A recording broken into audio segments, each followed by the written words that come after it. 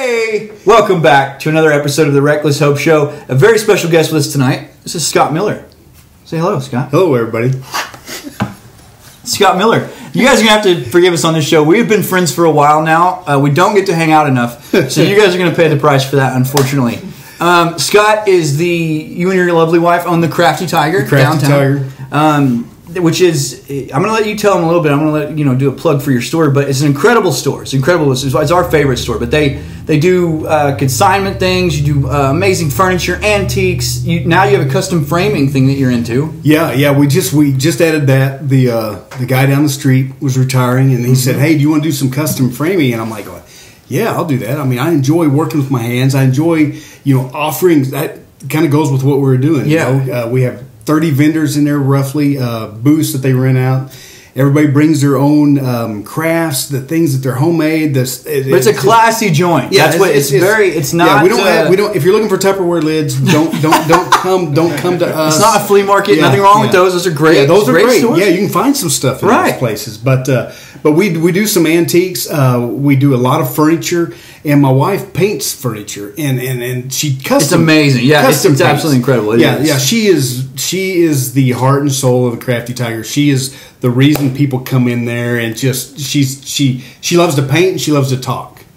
And so if I can just put a paintbrush in her hand, and because she came from Pennsylvania, okay? Right. Okay, she's not an Okie. She's not an Okie. So she's transplanted from here. We met at OU, and I had to even tell her that she went to school with Dwayne Johnson. He was The Rock. The Rock. She went to school with The Rock. Yeah, and she didn't know it. And so I'm looking in her yearbook, and I'm like, do you know who Wait a minute, hang on. Yeah. So we're getting into this, but we got that. You heard what he just said, so we're going to address it.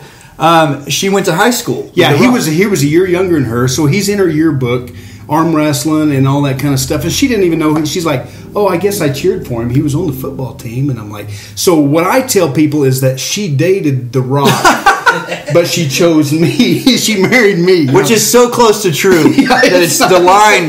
I don't even feel bad about blurring. It's so that's kind of so that's the thing. But she had 360 people in her graduating class. And she was voted most talkative. So holy crow, with The Rock right behind her. Yeah, and then The Rock right behind her. Yeah. So I would have been voted the quietest, but people didn't even know I was there. So that's. Are you a graduate from Pryor? Yeah, I graduated from Pryor. Really? Yeah. I'll be dang. So you're a native. Yeah, I'm a native. Well, that's why I wanted to have you on the show, not because you're a native and your wife knew The Rock, which is crazy. I can't believe that you broke up that wedding. But that's right. But I will tell you this. So you've been one of the things that we are passionate about here at Reckless is the community of Pryor, Oklahoma. Yes. Now we say nowhere, the Reckless Saints of Nowhere, and you know about Boatman and about the community of Boatman, where I was pretty much raised there, and I still have family, and we live there now. That's kind of we have a Pryor address, but it's considered nowhere because it's just kind of out there in between. Everything we're not Pryor, we're not Salina. Yeah. It was originally derogatory when people would say nowhere. Now we've kind of just, it's kind of like a badge of honor. Right? Yeah. And so the community of Pryor, we're extremely passionate about Pryor, and you are too. Yes, it's one of the things with the Crafty Tiger that I wanted to, and kind of something we talked about before the show, that I think, the principles that you hold, treating people with fairness and integrity and in your business, that's really shaped how you view Pryor and how you guys started the Crafty Tiger and kind of got into that because you wanted to make Pryor a better place. That's right. Yeah, we just wanted to be, a part of the community. That building was empty for quite a while, and right there on Main Street. Right there on 8th Street. So I had another business in town that I would walk by. I walked all over town. And so. I just, people see me and... He's not like a transient. He enjoys it. He's like a vagabond. That's right. And people see me and wave and everything. And I pass that empty storefront all the time. And I thought, man, that's going to be a cool place for somebody sometime. And the bank contacted me and said, hey, would you be interested in this? And I'm like, yeah, let's talk. And so, my wife and I are laying there in bed one night and we're talking. We're like, should I buy that building? And she's like, I don't know, and I said, Pryor just got on the Main Street program. So I'm thinking this place is just going to kick off and go crazy. And I said, somebody's going to get that building and I'm going to be kicking myself. And so we ended up buying the building and we're like, should we rent it out? Should we rent it out, or what? We could probably make more money if we did something with it ourselves. And I said, what about one of those stores that you like, those antique places with all the booths? She's like, yeah, let's do it. Winner, chicken dinner. Yeah, and magic words. And now she's like, what was I thinking? Because I mean, she was a stay-at-home mom, and she was with our kids all through elementary school, junior high, high school. I was the quarterback club president. I was the PAF president. I was the soccer club president. So we were heavily involved in our children's lives. Yeah. And so when we get this store, we didn't really know what we were doing. We just built out some booths, and people started coming. But man, it's turned into such a passion of ours, is just to be a part of the community and try to make Pryor, give Pryor a sense of pride for that we're Pryorites and we're here and just supporting local businesses and a sense of community, which is huge. Yes, and that's what I think. I don't know what it is, and that's why the main reason I wanted to have you on the show, because you radiate this for me. And when we were talking about community, I wanted to get someone from the community on here that believed in community principles that was instilled in them. And we had met. As you said, it's been over a year now. Yeah, it was over a year at the Million Cups meeting. Yeah, you guys came and presented. Did. You guys came and presented. I didn't know who you were. I didn't know who I was. No, so Million Cups. That was which is for local businesses. Or it's right? kind of a networking thing. You come present your business, and then you get feedback from the community. Yeah, and so it was a great deal, And so I was helping with that thing, and here you guys come and you present, and I'm like, wow, I've got to help these guys. If you don't know Reckless, this is what's crazy. We don't turn down speaking engagements. It's very, and like even then, we were just gone nonstop. We were going all the time. And so Million Cups contacted us, and they were like, would you be interested in doing this presentation? And I'll never forget that because I was not prepared. But I live it every day, Reckless. I mean, I know what's happening. I know all this. And I get down there, and it's like, there were business people in the room. Yeah. It was a coffee shop. It was very classy, and there were business people in there. And I was like, I'm wearing a flannel. Which I don't know why. It was pretty nice for me, actually. But it was, I met Scott, but it was like that. It was like, oh, these are my people. When I met you, I was like, it's totally okay. We're fine. We're totally okay. I remember coming up to you and said, hey, my wife and I have a little shop in town. Would you want to put your shirts in there? I said, I won't charge you booth rent, no commission. You just come put them in. If we can sell it for you, this happened, yeah. Then you're, we want to help. We want to partner with you. And you're like, okay, what's the store? And I'm like, Crafty Tiger. You're like, oh, my sister loves that store. My sister loves it, And I'm like, who's your sister? And you're like, Shauna Jenkins. And I'm like, yes. Oh. I said, well, we have the Crafty Tiger. Oh, the Crafty Tiger. And I'm like, okay. Yes. So that's how we got together. And my wife has since, I think she buys a quart of paint, whatever that is, daily. Yeah, it's absolutely insane. I see her down there. But what's amazing is they got involved because they knew what Reckless was about. They heard the mission of Reckless, and they wanted to bring that into the community, give us a place to do that, because we have literature at the Crafty Tiger, we have shirts, and the community has just responded to that. They come in in just droves now and buy Reckless gear, which is amazing. But the thing is that community, that sense of community is gone amongst business owners today. It's a very strange thing. And we were talking about this. I don't know. It seems like my grandfather's generation, even my father's generation, they wanted to make their community a better place. They were staunch businessmen, but it was about making the world a better place, never pushing an agenda. It was more about, hey, if we can help the local dealer, let's help him, because they had an understanding of helping one person in a community is helping the community. I mean, that's what I'm most curious about. So you're born and raised here. Born and raised. And so when you got involved, and this is what's amazing about both of us, when I said he wasn't a transient that just walked the streets, you really can't tell by looking at either one of us, but we do pretty well for ourselves. It's like the businesses, right? I mean, we still t-shirt and jeans every day, but we always probably get the same looks. It's very strange to me because people go, oh, you're with Reckless. And I'm like, yeah. And they're like, we must have, no, the meeting we have is with a nonprofit. They help thousands of people every year. And we're like, I know, it's me, right? We'll get past that. No, but what I'm really interested in is what drove you to the point that you wanted to get involved in Main Street, one, and you wanted to push the community of Pryor. So you start making improvements. I mean, you guys have dumped a lot of finances into this. Yes. I mean, it's not something yeah. Where did that come from, that drive for the local community? I think I didn't really appreciate it as much until we opened the store. When did you open Crafty Tiger? It was November 1st of 2013. Okay. So we're coming up on 7 years, 6.5 years ago. So, I had a business in town, environmental business. I had officed above the bookstore in town. So that's cool. It was a nice old building. And then there was a building came open to buy. And I'm like going, man, I was like, you can buy a building? I mean, it just didn't make sense that you can buy a building downtown that's connected to other buildings. I mean, you can just buy this part of it. And so I bought this building. And so I had people renting from me. And I've never been a landlord like that before. So I was like going, you're way too nice to be a landlord. Well, I'm telling you, it's like, you know, you're 2 months behind on your rent. Well, I'll pay you sometime. Okay. So you can pay your rent if you want. Yeah, it's completely up to you. So I'm way too nice like that. But it was just, you know, the first day I'll never forget. I was I had officed in my new building upstairs, and there was some places downstairs. I'm just looking at the window, just watching cars go. I'm like a puppy, you know, watching cars go by. Oh, that car pulled up. I wonder what they're doing down there.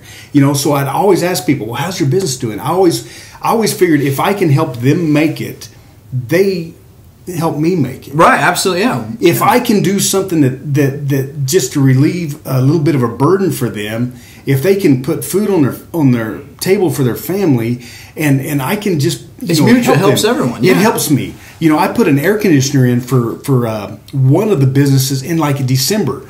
You know, I don't know if it was a warm day and they tried to turn the air conditioner on or something, but you know, a lot of landlords are like, if it goes out, it's on you. You know, you pay for it. And I'm like, that's the majority of them. Yeah, and I'm like, hey, I'll put that in for you because I know that if I treat you right, you want to stay there as long as you can. That's true. That's absolutely true. And so I've had some really good renters, and I've got, you know, some renters now. And so when this other building came open, you know, my wife and I, you know, of course, when you open your doors, you think, oh, everybody's just going to flock in. This is going to be, we're going to be so busy. It goes very differently in your head. Yes. It does. Yeah. Even with Reckless, I'm like, oh, why would no one, this is going to be the greatest mission ever. Exactly. Everyone's going to jump on board. There's going to be so much donations and finances, and then you're like. You expect people to be at the front door going, open, open. And you open the doors and you kind of look around and, you know, nobody comes in. Then when you have that first customer, you're like, hey, how are you? And you're like, do you follow them around? Right. It's very strange. Told us what to do. So we're kind of like, I don't want to stalk you. And you make the sale, and they like me. I remember our first sale was like $40 on a shelf that I had built. It was just like, whoo, my wife and I are doing this is life-changing stuff. And so it's just great. And so since then, I mean, through this store, what keeps us going is just the relationships that we built through that store that we otherwise wouldn't have had. I mean, us being one of them, and you guys being one of them. The vendors that come in. And you know, we get to talk to them. We get to interact with them. When their stuff sells, we call them. We rejoice with them. You know, it breaks my wife's heart when somebody doesn't make booth rent for the month. You know, if they didn't sell enough stuff, it breaks her heart. I mean, she is literally. And I'm like, you guys are both too sweet to me. It's a very strange. And so, but that's you know, I don't know if you can be too nice. I mean, you can be too nice. Right. I mean, people can kick you around pretty good, but you know that compassion. So that compassion that you have for people, and you've been able to. What most people in business, because we exist in a very weird realm, and I know you understand it because we are a nonprofit, but we generate basically 95% of our own income. Right. I mean that's. And so we have to exist as a business and as a nonprofit. So we toe this really strange line sometimes where business people don't understand you.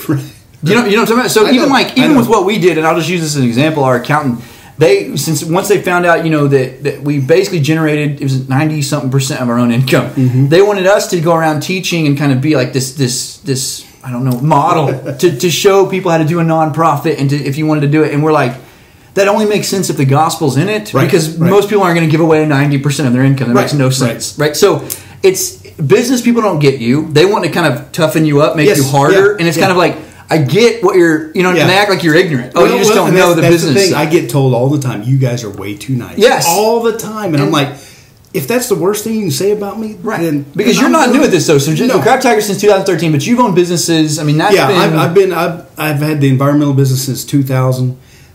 You know, so that's going on 20 years doing that. You were flipping houses, right? You said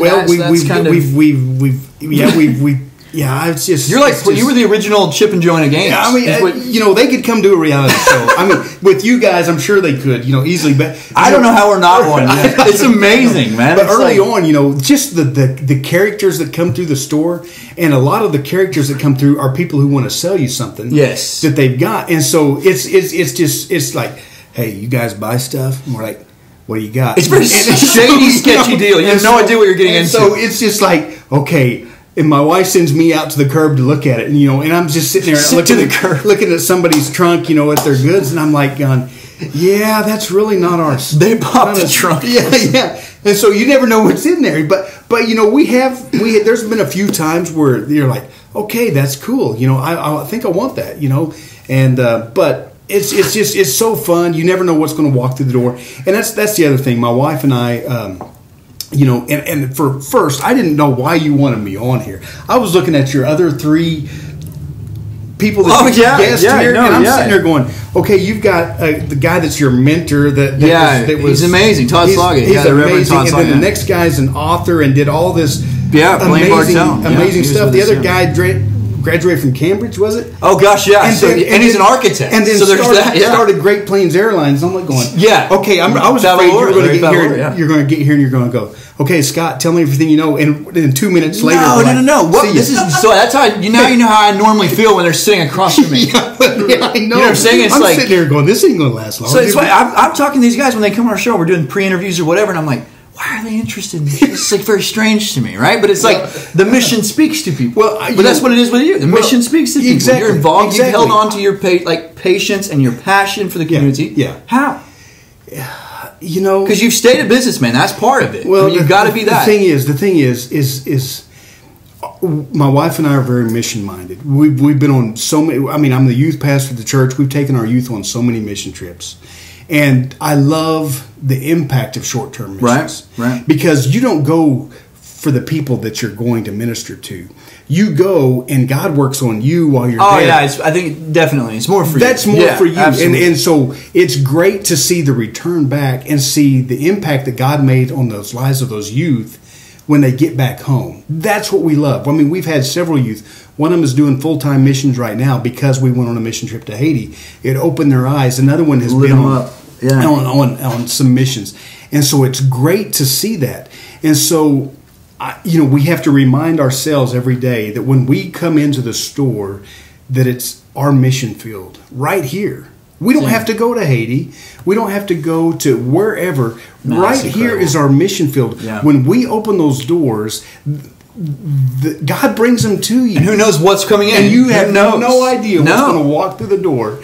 And sometimes it's a little scary, but you know what? We've had people through this. We've had people in the store that we've prayed for, that have prayed for us. We had one of our new vendors the other day. This guy brings in a couple of things, and he's like, "Can I pray for you?" I'm like, "Absolutely, yeah, this is great." Which doesn't happen in the business world. In case you guys are wondering, that is like incredibly unique. With the exception of Scott and his lovely wife, I've never been prayed for in a business. And so you can just, so it's great that we have people that come in.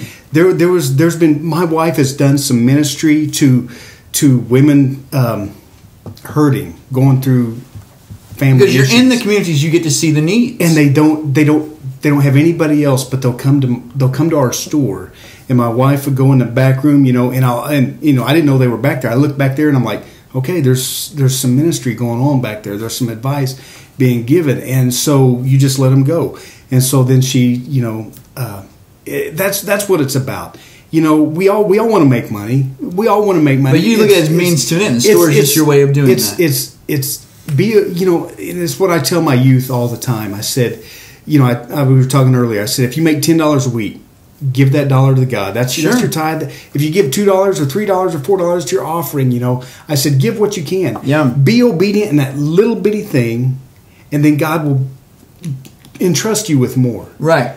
And then be obedient in what He gives you. I told you the story that my wife and I, I'm not ashamed to say it, that when right after we were married, we had no money. I'm picking up cans along Graffiti Road out here to try to get really dangerous road. Yeah, to try to get Boatman Road. Yeah, to try to get some money to go get a haircut to go to a job interview to make $6.25 an hour. Which is probably really good money, though. I mean, it was like $1 more than minimum wage or something. Oh, yeah, so I'm like, okay. Yeah. So for a year and a half, I supported our family on $6.25 an hour. Our son she was pregnant at the time too. So that's here's. But you have a unique perspective about this. Yes. This is guys. This is the meat of it right here. Is as we were talking, and this is I think too many people are in a hurry to get past that stage, or to not even, they're trying to get out of that. And parents are even afraid to let their kids go through that, right? And I think with what we were talking about is, you said it, you coined it earlier, is there has to be a struggle. Yes. Like that's an important time. Yes, embrace that struggle. I mean, I thank God not every day, but I'm so thankful for that time of when I totally relied on God for to eat. Yeah. I don't know if you're like me, I'm always trying to be confident in front of my wife. You know what I'm talking about? Like you have it all together. And so she'll be like, there were so many times in Reckless in the beginning, you don't know how you're going to pay rent. You don't know how you're going to feed your family. And so you guys know when your wife is pregnant, it feels like it's so much more just on top of that. And I remember one time, and this is when I really started doing it, and now I do it daily, in case you're wondering.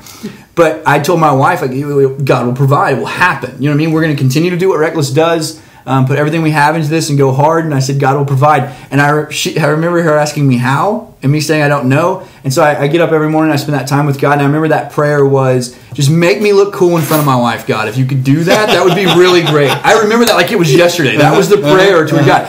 God, will you make it look like I have it together? Or like she is not a total idiot like everyone told her she was when she married me? If you could just make me look like that. But I look back, and we're not out of the woods as far as struggling. I mean, we're still very young, or she's young. But I look back, and man, that molded us together in a way that the storms that we go through now are what presents itself now. It's like it doesn't seem like right. It's you. And I never wanted to get to the point where look what I've done. Look what I've done. I've done nothing. Right. I can do absolutely nothing without God. Yeah. You can't. If you do, it's all going to burn up someday. It's worthless. It's worthless. And everything we do. But I can do all things through Christ, but I can do nothing without Him. That's the way we've got to look at it. That's the way I look at it. Anything I have, it's not mine. That's hard sometimes. I mean, I've got a few things that I think are mine. But it's just. I embrace those struggles early on because it kind of built you and made you guys into what you are. I mean, so I think that's what's unique about Christianity, in the sense that I was telling someone this earlier, that a lot of people look at hard times as punishment from God. Right. And I was able to counsel someone this the other day, and a believer, and I was able to share with him. I said, man, in every other religion, if you were suffering, then God is punishing you. Yep. He must be. And I said, in Christianity, God already punished Jesus on your behalf. I said, so suffering is His mercy. Right. I said, what's being forged in you in those moments is going to benefit you down the road. And I know, like with you guys and your businesses and the things that you guys have done, man, the mistakes and the failures have been part of that, right? It's And I even told my wife that, when the shirts, when she took over, I still design the shirts, but she prints them now, and she's got a staff, and they do that. And it's so amazing because she failed on a shirt, and you have to know my wife, she took it very hard. And I'll never forget this. She said, I said, babe, you're going to fail. It's fine. We can fix it. It's fine. And she's crying, and you never failed when you were doing it. I said, I set our kitchen table on fire one time with a flash dryer and I said, babe, I failed at 2 and 3 a.m. Where no one saw it, but I failed just as many times. So what do you think it is? So you said that you think one of the things with this generation is they're afraid to struggle, or they're afraid to even remotely get into that. And the fear of failure. Yes. I mean, is that? Yeah, I think they're afraid to fail. One failure and they're done. You learn so much more from failing. I think, what is it? WD-40 is called WD-40 because he failed 39 times. That's correct. Yeah. Is that right? That's right. That's what I heard. Yeah. Something like that. Yeah. So why do you give up? You don't see the practice that Michael Jordan and Kobe Bryant, all these guys do behind the scenes before the game. You don't see the hard work that goes into it, the sacrifices that they make, the missed shots, all that stuff. Jordan getting cut. Exactly. Junior year. Yeah. So you don't. That's a great story now. That motivated him. That built him. If he had made the team his junior year, maybe he's not where he is. That's it. Yeah, and I think so. It's like, what is about this? Is it even like with shows? And don't get me wrong. So please don't send me any mail if this is you, or so like The Voice or like American Idol. I was in the music industry for several years, and whatever. And I remember when that came out, and and it just leaving a bad taste in my mouth. And I don't, please, again, don't send me hate mail. I'm not opening it. I'll tell you that right now. But I remember, because it's like, you need to get in a garage and you need to suck as a band. Like, what in the world, man? Exactly. Like, you don't need to just, like, talent is, are you kidding me? Right. Talent is such a small part of what makes it in any profession. Right. I think it's Banksy, I think, was one of the ones that said it, that there's nothing more common than unsuccessful people with talent. Right. It's well, you know, loads of that's what we live in an American Idol society, whereas you make it without having to put in the hard work a lot of the times. Yeah. You have a great talent. That's the dream now. You have a lot of talent. But how many of those guys can you remember? How many winners do you remember? Like a couple? Carrie and Kelly, I think, are the only two doing remote. Yeah, that have done a whole lot. Yeah. I was watching something about the break up the band or something about this. That it's crazy. I forget if it was. I think it was Led Zeppelin one time that got in a van and the van broke down, so they walked from California to Oregon to do I don't remember if it was them or something. I was just watching it this last week. Easily could have been, because they're carrying their gear. Oh yeah, walking along the road and stuff. And before they were Led Zeppelin, it wasn't. So you don't see that part. All you see is the great music that they put out now, but you don't see the work and the times that they wanted to quit. Right. How many people have quit something? Fear has kept more people from success than anything. Yeah, that's fear. Fear is keeping. You know, there's somebody watching right now is scared to do something, and fear is keeping you from becoming the person that God wants you to be. I mean, seriously. That's absolutely, guys. He's on to something here, and this is the heat of it, right? That's the thing. Fear just paralyzes us, and God didn't give us the spirit of fear. He gave us the spirit of power and love and a sound mind. And so be smart about it. Yeah. But don't be scared to fail. I mean, failure... I call it calculated risk taking. Exactly. You pick yourself up and you become... If God has called you to do something, He'll equip you to do it. That's right. He'll equip you to do it. And if you say you can't, then you're saying God can't do that through you. Then you're fearful. And so I don't know. Bam. I don't know why. I mean... We limit God so many times on what we think we can do, and that's what the community needs. It's like with Pryor. I mean, I know you're just injected yourself in this community. We have too. I mean, we're guys. You want to change the world, change where you live, exactly. Change the community you live in. That's the number one. We started out at Reckless to not be nationwide, although we are. That's great. It's fantastic. But if nationwide Reckless is successful and is helping all these communities and our own burns to the ground in drug addiction, we've failed. Right. I mean, so it was started to help Pryor and our friends that were dying and overdosing. And one of the things that's always spoke to me is there are people who are crazy talented. Right. But literally, the fear of struggle. Right. Nobody wants to be broke. That's a huge fear right now. How many people take a great paying job or decent paying job with health benefits because they're afraid of that struggle? Right. They don't have the confidence in themselves. Right. And what's crazy is what talent are we being robbed of? Right. Like if you are an artist, if you are a bricklayer, there is a passion that lights you up on the inside of you, put there by an almighty God. Don't cheat the world by being scared of it. Like, give it what you've got. Like, we need that, man. Like, we need that fire. Exactly. And it's like, so on the board, you're on the board of the Main Street. Yes. Yeah. Yes. And so, I don't know how big that board is, but I'm going to venture a guess here. You need passionate people involved in the cause. Yes. That's the one that's lacking. That's we've kind of shifted. We've got a really good board now. And they had a great board early on that got it started, but I think what they were lacking was, and I wasn't involved in that, but they were lacking people who were invested in the community, right? Who were trying to make a living. It changes everything. Yeah. I mean, you can make all the decisions what you want, but when you're trying to make a living doing it, you'll scrap, you'll crawl and scratch. There's a little bit of fight in you the other ones don't have. Right. And so that's what there's several on there now that have a great passion, and others see it's infectious because we had people that didn't want to join Main Street. I think last year in January, February, I think we had like 6 partners that were actually, you paid $250 a year to be a partner on Main Street. I think we had like 6.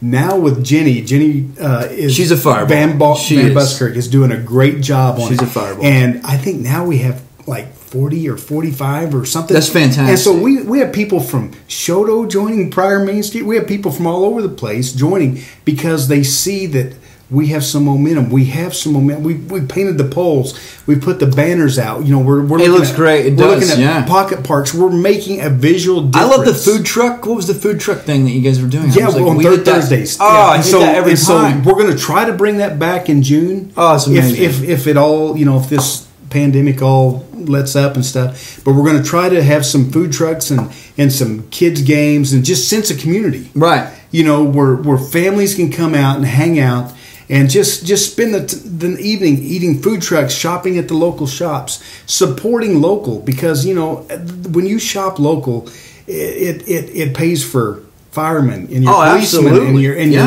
everything. It helps because, you know, that's the only reason towns in Pryor or in Oklahoma get funded is by sales tax in the city limits. That's true. So without that, when they go shop in Owasso, trust me, we go to Owasso, we go things. Oh, I get it. Yeah, but you said that. So start your search. Start your search here. Absolutely. If you're looking for something, start here. Go to one of these local shops. If they don't have it, if you've looked all over it, go. We don't mind that when we go. So. Well, and that's one of the things too. Is we needed a table. We called you, and we couldn't get it from you. You didn't have the one that we needed. It wouldn't work. But that was one of our first calls. And the reason why is I believe in what you're doing. Right. And also, it's like nowadays people are so isolated they don't know shop owners. Right. I remember when I was a kid, my dad. If you don't know Tommy Parker, I guess you've been living under a rock, or like you're just not. Right. My dad, wherever we went, he knew the business owner. He, they would talk to him about the lake levels or fishing or whatever that is, because he's a lake patrolman or whatever that was.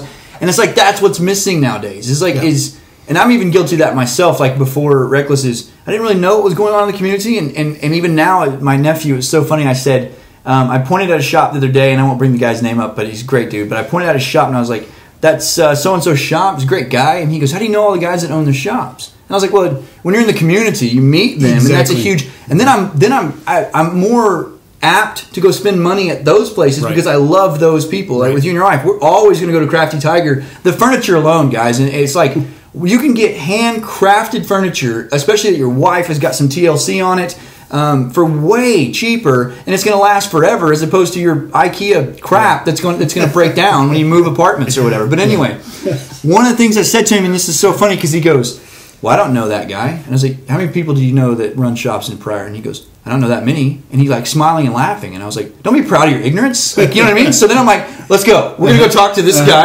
So it's like, get back into the community, right? And so like with your guys' shop, this has been driven from you have a love for Pryor community. Yes. Yeah. And from that, you decide that let's do Crafty Tiger because you can make money doing anything. Right. You have the mind for that now. Like I'm telling you, it's like, look, you're just we'll do a framing, we'll do a custom sign, we'll do this, he's about to do like 9 frames for us that we're going to pay him for. It's amazing, but it's like, man, that's where it came from though, is that you have a desire to put back into the community, and you realize that it helps your own family. That's right. So how does that, and where's the cutoff nowadays? Like, where do you think that is for this? Why are we the first generation that has to be told to shop local?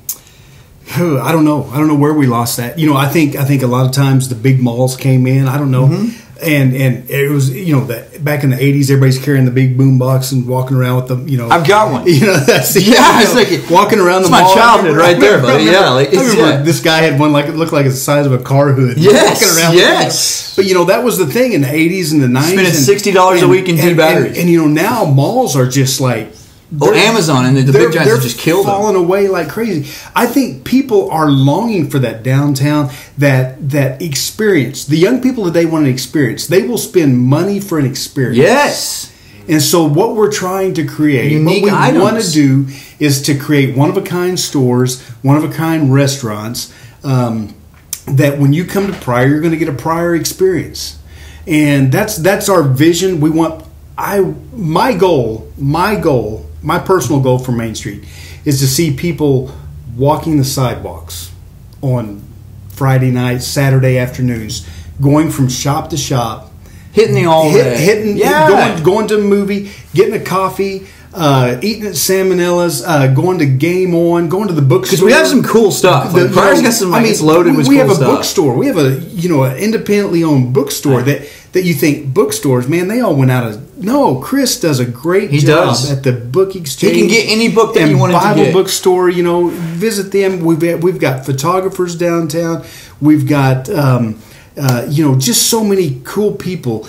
And we just need the community to come out and support what they're doing. Because when you do that, you're supporting everybody in town. Everyone wins. And so it's just a win-win when you buy in Pryor. It is. You buy local. Yeah. And so that's what we're trying to do. And, just a story about your dad, he was in the store. I don't remember what it was. It was kind of a cool day. It was supposed to be warm, but it was kind of a cool, windy day. And he's in there talking. I don't think he's buying anything. He just comes in to talk, or something.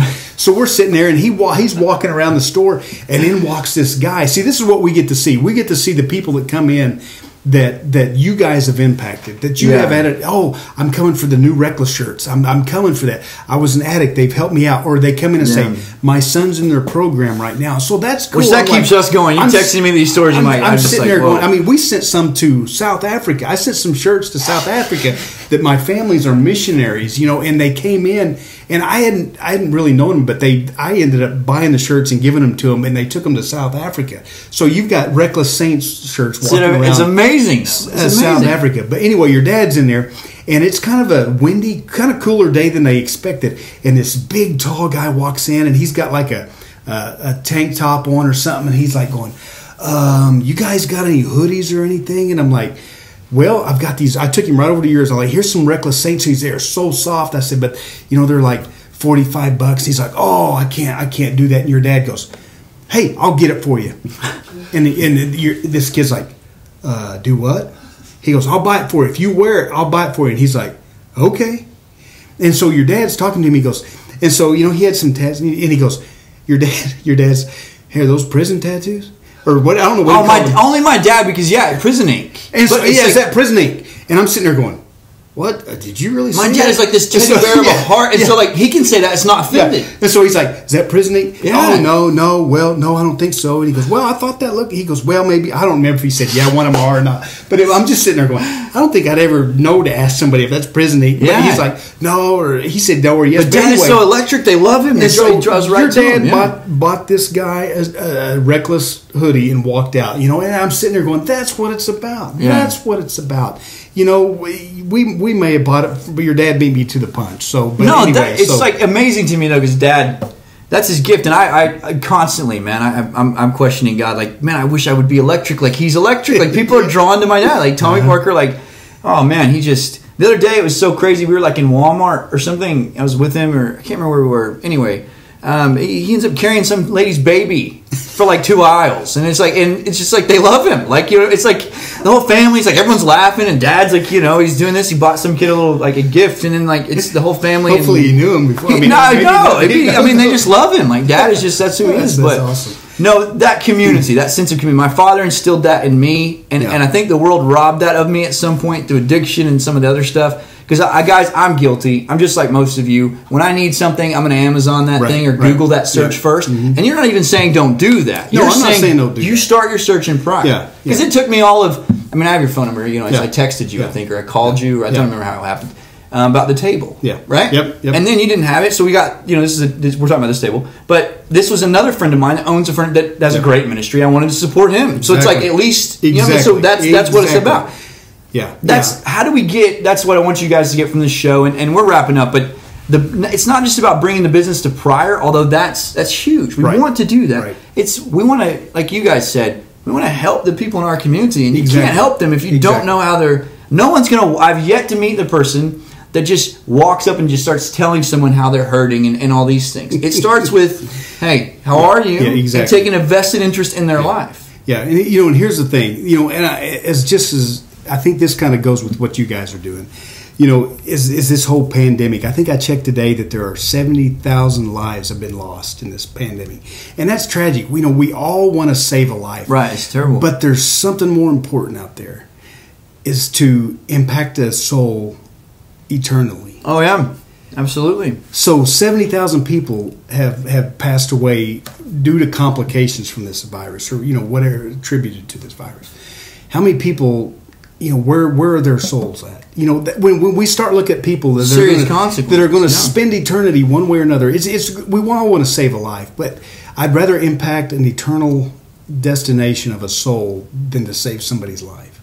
And so when we open our doors, my wife and I pray in the mornings that we can just be ambassadors for Christ every day. That means an ambassador is I represent him. I don't represent me. And sometimes he asks you to do hard things. Yeah. And you're going to get burnt. But things are going to happen. And there's times where I say, I can't do that. Yeah. Trust me, I fail a lot of times. But when we represent him, we give up our own will. We give up our own agenda. And so, that's where we're at. If we can some way through having your shirts in our store impact lives, help somebody, that's what we want to do. And so if we think the more people we can get in the store, the more people are going to love it. The more people that we can get downtown, that my wife sends them to Candy's new store down there. I haven't been down Daydreamers, there. Daydreamers. So we send them. She sends them down there, and Candy will send us a text say thank you for sending. I had 6 people in today that said everybody wins. They heard it from my wife at the Crafty Tiger or the bookstore or the village shop. Or, we want if everybody downtown is winning. It's not about us. It's not about the Crafty Tiger. But if I can elevate everybody else around me, I'll be elevated. I'm not worried about that. I want to help everybody else. Of course, we all have a little bit of selfishness in us. We want our stuff to do good. Sure, no, but and that's what we struggle with. But I've never seen you, or I've never been in the story where it was not about people for you. Right. That's the ultimate end game for you, is to reach the most people. And hey, Crafty Tiger is a beacon of hope on this. It's what it's become. It's like a beacon of light on Adair Street. It's very strange. That's our prayer. So this is the real truth of it. Here is you're a consignment, furniture, antique, unique store, right? Yeah. And it's like, why in the world? And guys, we're just you guys can think about this for a week or so, but what in the world? Why is that the beacon of hope and not other places that claim to be the beacon of hope? That's what's crazy. I know a lot more people that say, man, I'm hurting. I need help with this issue, or I got this going on. I need some sound advice or some counsel. They're not running to a church. They're running to the Crafty Tiger to ask. So it's amazing. It is. But you didn't. That was not your original plan. No, that wasn't our original plan. But if you really want to do ministry, open your doors. Open your doors downtown. If you really want, that's where the rubber meets the road. The church is sometimes sterile. It's kind of it's sometimes it becomes too sterile. There's some dirty. We get comfortable. We get very comfortable. The church needs to let. And it's been said in our church, we don't want, it could get dirty if we let them in. I'm like, yeah. What do you mean? That's what we're supposed to be doing. Yeah. Our hands. If you rescue people from the fire, you may smell like smoke. You guys see it so much more than anybody else. Your dad has told me stories. It's a trip. He's told me stories that he's been on with you, and so that's what you can do. You're doing what God has called you to do. I couldn't go in and tell an addict. I couldn't do that because I'll be 50 years old in about 2 months, 2.5 months. You had to look at your watch. Yeah, well, I'm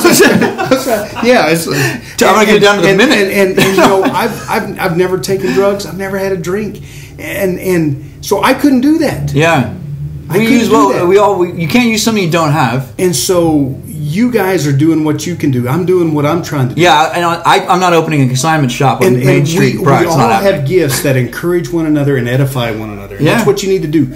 Do what you do because I need your gift. Yeah. I need your gift, and hopefully my gift helps you out in some way. And it all works together. Yeah.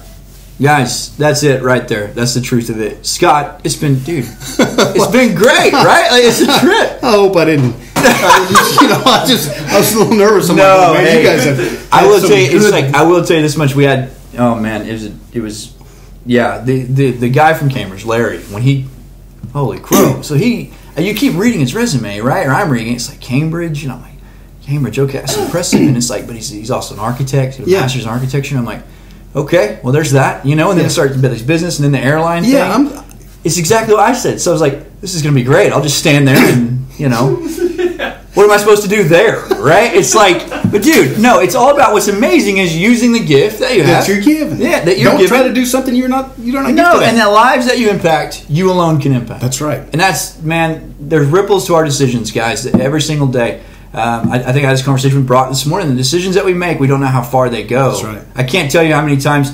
It seems like to me the biggest impact, and you're going to agree with me, Elias, the biggest impact we have at Reckless is the ones that we didn't even see coming, or the ones that you just, it's just like, wait, I remember that guy. Yeah, exactly. I mean, I talked to him for like 3 minutes or what. I was on my way out of the church, and he stopped me, or the fire station, wherever we're speaking, and it's like, those are the ones that just completely light the world on fire. Exactly. And you're just like, you sit back to this day and you're blown away by that. Yeah. And so, guys, the Crafty Tiger, it's on 8 Air Street, Pryor, Oklahoma. It's open. It's you guys are open from what time to what time? Tuesday through Friday, 10 to 6, and on Saturday, 9 to 5. Okay, so if you have something, you do custom framing, furniture, unique furniture that you guys have got to see it. They have you got Facebook and social media. Yeah, Facebook mostly. We do a little bit on Instagram, but mostly Facebook. You have to follow the Facebook because he sings. I don't know if you know this about Scott Miller. He writes his own tunes and he sings on Facebook a lot. I've got you on follow now. Do you? Oh yeah. Okay, so if the one song you did about anyway, that's for another time. Go to their Facebook, like their page, guys. Get involved in your local community, and we're just going to end it with the great quote of, "Don't cheat the world, man. Don't cheat us. If you've got a skill, you give us what you've got." I mean, I think that's huge, and so. Hey, thanks for being with us. Hey, thank you for having me. Thank you so much. Thank you. You guys have a good night. We'll see you next time.